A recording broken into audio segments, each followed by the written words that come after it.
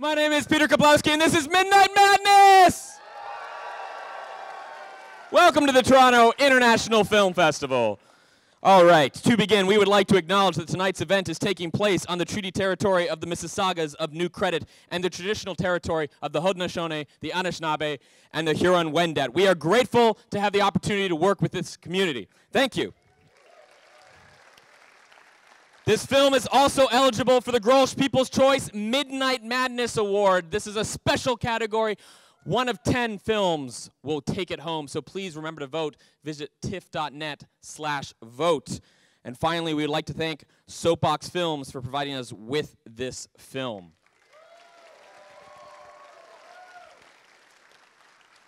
This is where things get exciting, because we've had 4 days of the festival, and we've seen some awesome, amazing movies, but we've been seeing a lot of stuff from the establishment, you know, filmmakers that have been established, films that have come with a lot of hype and a lot of buzz. Now we're about to see Discovery. This is all about the Discovery for the next few days. Tonight we're going to discover an incredible supernatural Western, The Wind. Tomorrow, a film that people have been hearing about all the way since Sundance, Assassination Nation. On Wednesday, a really incredible hard-boiled film noir thriller, The Standoff at Sparrow Creek, which I've been hyping up all week. I hope people come check that out. And then Peter Strickland's In Fabric on Thursday, one of the weirdest movies you will see at this festival. And then, for people who have accused me of denying the Midnight Madness audience of martial arts movies, I have a Bollywood martial arts movie on Friday, The Man Who Feels No Pain. And we're ending it with single-handedly, I think, the weirdest thing I've seen all year, Diamantino. How would I describe it? Imagine Zoolander, but Greg Araki and John Waters collaborated on it. It is bonkers. But tonight, we're watching The Wind. Yes, we can keep applauding for The Wind, because this is a very, very cool film. I had the great fortune to see the film earlier this summer, and it was a really interesting process because I saw the film in a really raw state. So I actually got to see the film evolve over time and get scarier and scarier. And it was such a pleasurable exchange back and forth between myself and the wonderful director that you're all about to meet right now. So let's meet her, Emma Tammi! Hello.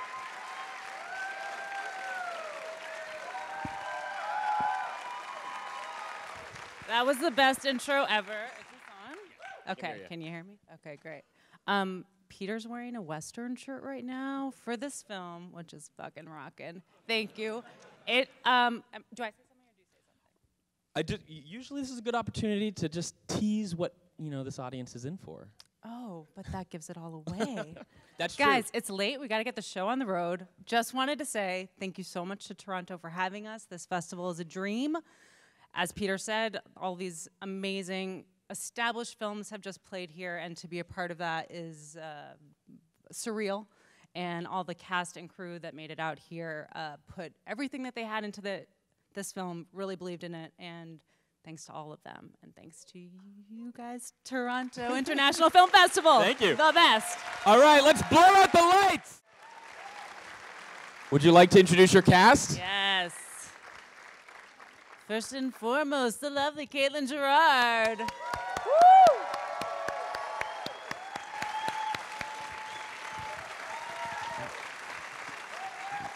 Woo! Next up, the fabulous Julia Godani-Tellis.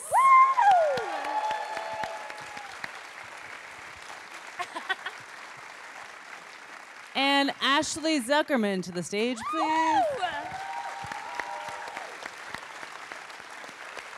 And our incredible writer, Teresa Sutherland.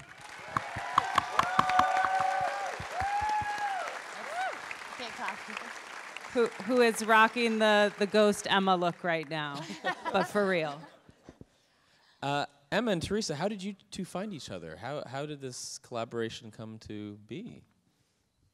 Oh, you don't have a mic. Our producer, Chris Allender, is a Florida State alumni, and as is Teresa. And Teresa did a short film that this script was based on. And Teresa, you can probably speak to that better than I can. But that's how we met, through Chris. Yeah, I co-wrote it, and Oh. Dylan McTee, ladies and gentlemen. I had to pee. It was my master's thesis, co-wrote it and directed it, and then Chris was at our screening, and he was like, that's pretty cool. And so he kept asking me, like, what would the future look like? What would the future look like? And I was like, I don't know, completely different. So eventually I wrote it, and he wanted to do it, and so then we met Emma. We Can met I, her though, just for a second say, because I just heard this today for the first time or didn't remember it, but Teresa's origin story for what inspired her for this story is pretty incredible. So just share that with us for a second. Well, I'm from Missouri.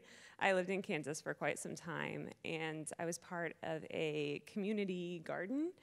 And it was just a bunch of old women and me, and we would go out in Kansas, go out in this big garden, and one day we were out there, and it was just so fucking windy, and we were trying to talk to each other and just couldn't hear each other over anything, and so we gave up talking, and on the way in, we got to a windbreak, and one of the women came up to me and she's like, hey, you know, it used to drive women crazy.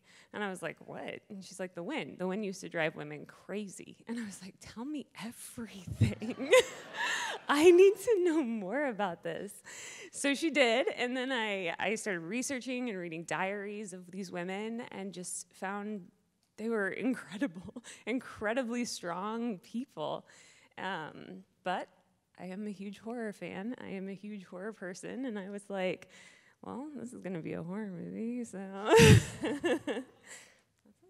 One detail I really like about the story is not only is it sort of about how this woman the women in the film sense something is wrong, and the men don't really listen to them or see it.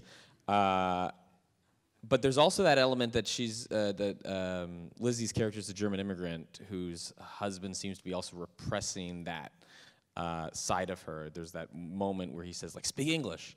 And I'm just wondering when was that element something in the original screenplay, or was that something brought in later in the casting? It was brought in later. We had a table read, and Caitlin had just joined the cast. We cast very last minute, and it was serendipitous and wonderful and the best.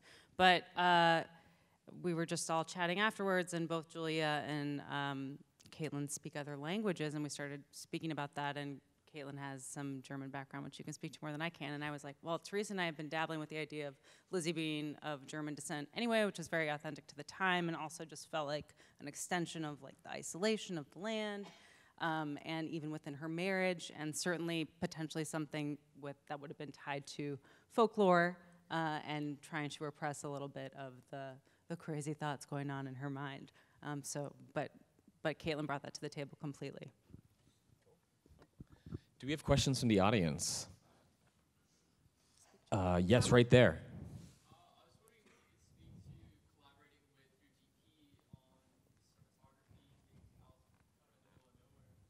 Where's Lynn Moncrief? Can you go You've up actually here, got- Lynn? you- We actually, yep. okay, have an amazing creative team. They're all here, and it'd be great for y'all to come up. Got our composer in the house, our art department. Come on up here. Yeah, Ben Lovett, who did The Ritual from last year. I Yeah, believe. Ben did The Ritual last year.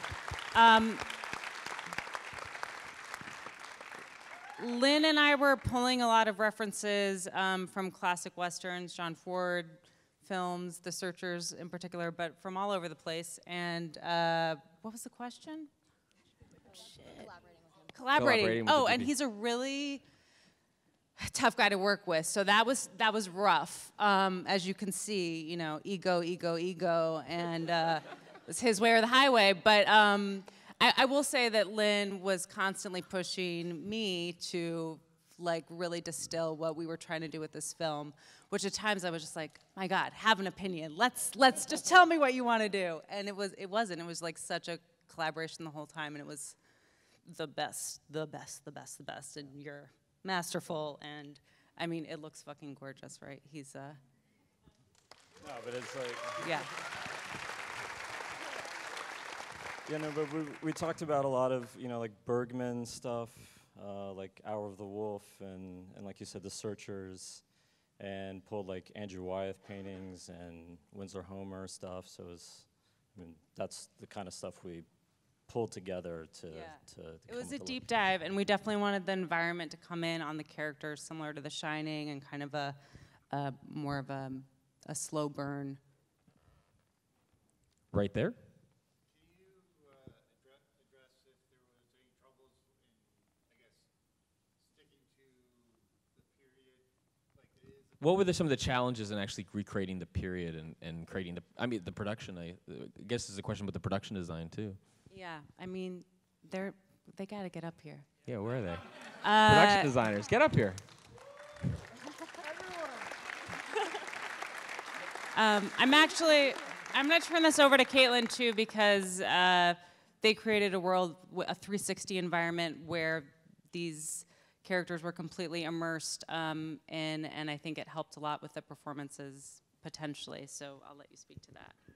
Well, I've never been on a set where everywhere you turn or look, it's been lived in, essentially. Usually you're shooting in a corner.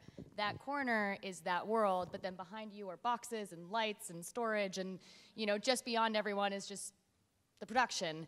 And these women created the most incredible 360 experience that when I walked on that set, it was this fun game that we started to play because it was like, what's Lizzie going to do next? Because every drawer had something authentic in it. And I knew that anywhere I turned, it would be a gift, which would let me sort of let go of what I decided to do and find something new. And I loved discovering that everything from that big coat that I wore to the trunk to the diary, it was a real diary from that time, to the cans that are in every single piece they hunted down, and it is 100% authentic to that time. I don't know how they did it. Yeah, how did you do this? It's kind of magical. We didn't have a budget. It was, these women are truly inspiring. Where did you source some of those artifacts and those props?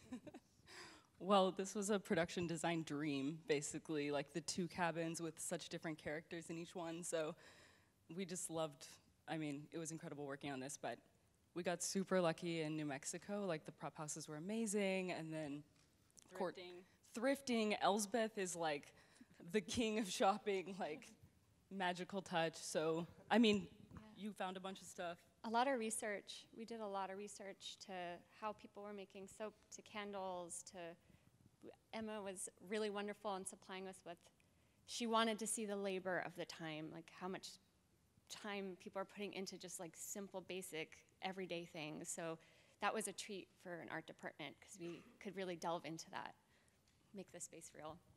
Yeah, our prop maker, Ariana, like made all the food for all the meals and everything from scratch, and all the candles and everything. So fun. Right there.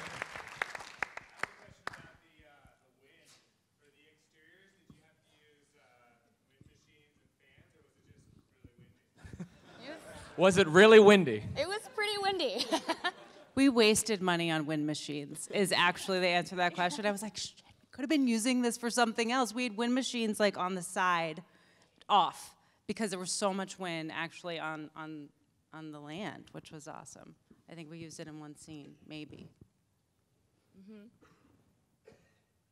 Yes, right there.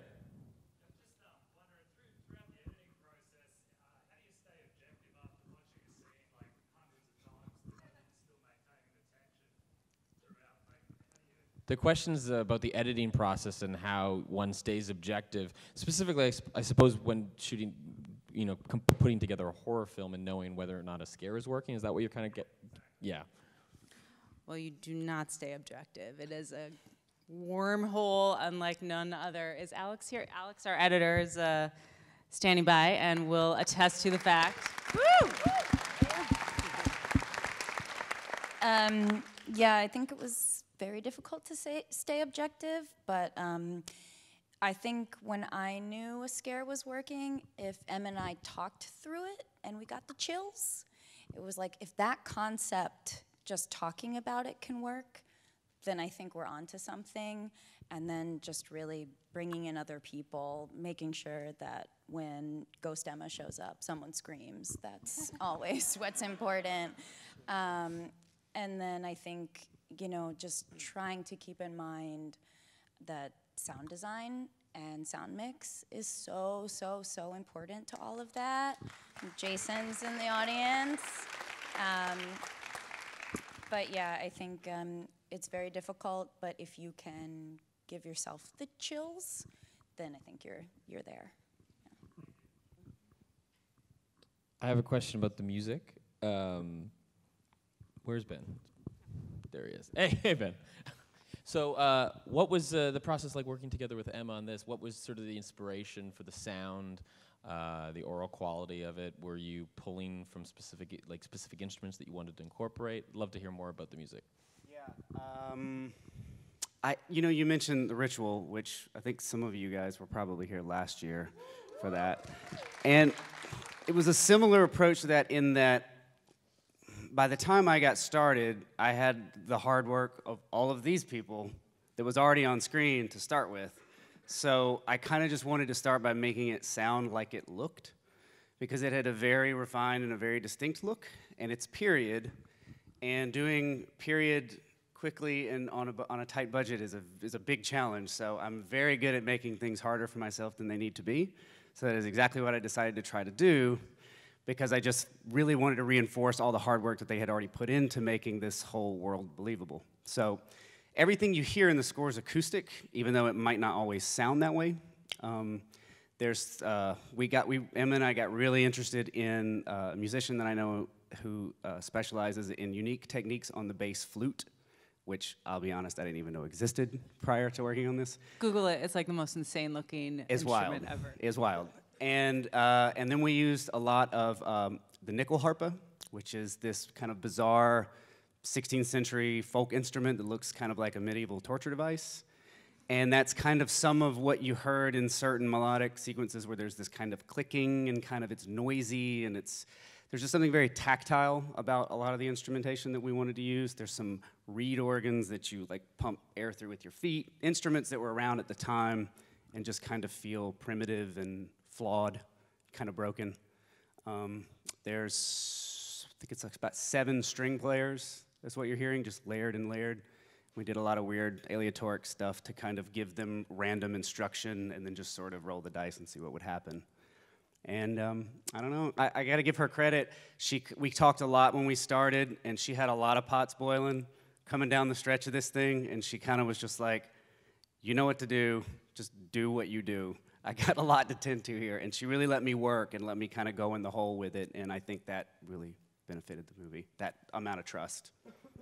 We had started using some of the Ritual soundtrack for Temp, and we're like, oh man, this guy really, he's got the goods.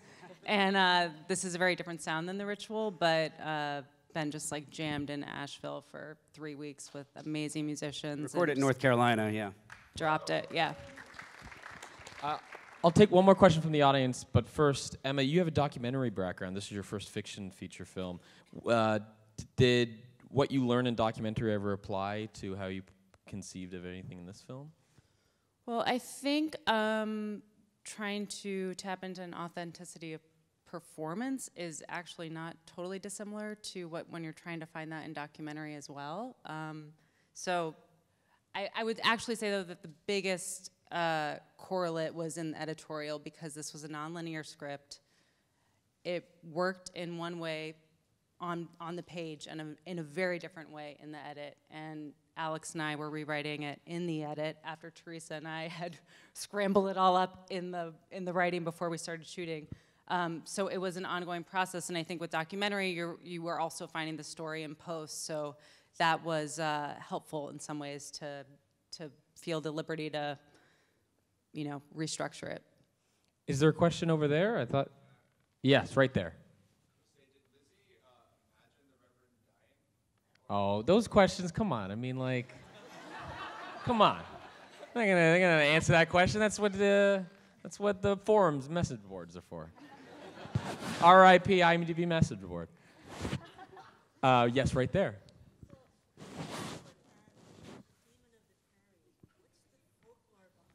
The question, this is a question that I feel like we can discuss potentially, because it's about the folklore of the Demons of the Prairie pamphlet. Where does that come from? What was that inspired by? I'd love to hear about how that was designed and conceived of, because that's a great question.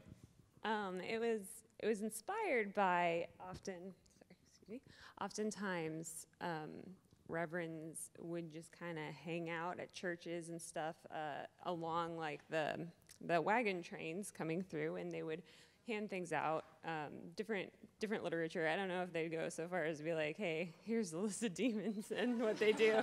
But they did actually hand things out to people to be like, hey, comfort, good luck, here's something to hold on to. And inside, Hillary and Courtney asked me to write like a little sermon. So there's like a little special sermon for everybody. It's real short, and I don't remember what I said. But yeah, it's what it's based in reality, but I don't think they were nearly that like, you're all gonna die. What inspired those names? Like those names, are they all rooted in actual? Yeah. Yeah, cool. Those are demons. On that note, let's give it up for the win.